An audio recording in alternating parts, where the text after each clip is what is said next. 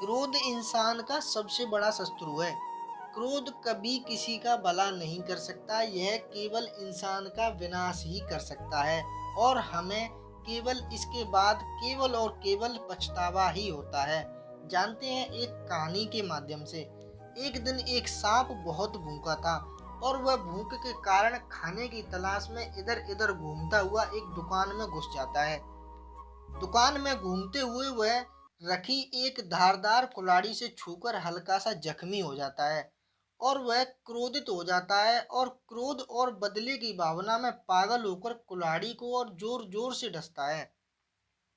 इस वजह से वह और भी जख्मी हो जाता है और उसका मुंह लहूलुहान हो जाता है और मुंह से खून निकलने लगता है।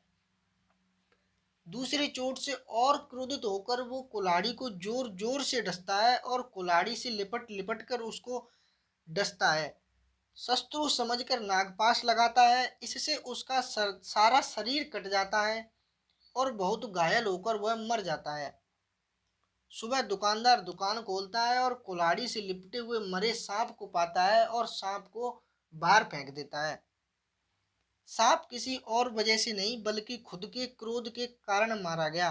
कभी कभी हम गुस्से में आग बबूला होकर दूसरे का नुकसान करना चाहते हैं और आपा खो बैठते हैं और खुद का नुकसान ही कर बैठते हैं। जरूरी नहीं है कि हर बात पर प्रतिक्रिया दें। क्रोधित होने से पहले देखें कि मामला उस वस्तु से संबंधित है या नहीं, क्योंकि क्रोध इंसान का सबसे बड़ा शत्रु है। इसे काबू में रखना बहुत जरूरी है। अपने गुस्से पर हमेशा काबू रखें, क्योंकि एंगर में डी जोड़ने से डेंजर हो जाता है। क्रोध इंसान का सबसे बड़ा शत्रु इसलिए भी है क्योंकि क्रोध के कारण आज तक कभी किसी का भला नहीं हुआ। इससे इंसान का सिर्फ विनाश ही होता है। इसलिए हमें अपने गुस्से पर हमेशा काबू रखना चाहिए, जिससे हमें इसके बाद में कोई पछतावा ना हो।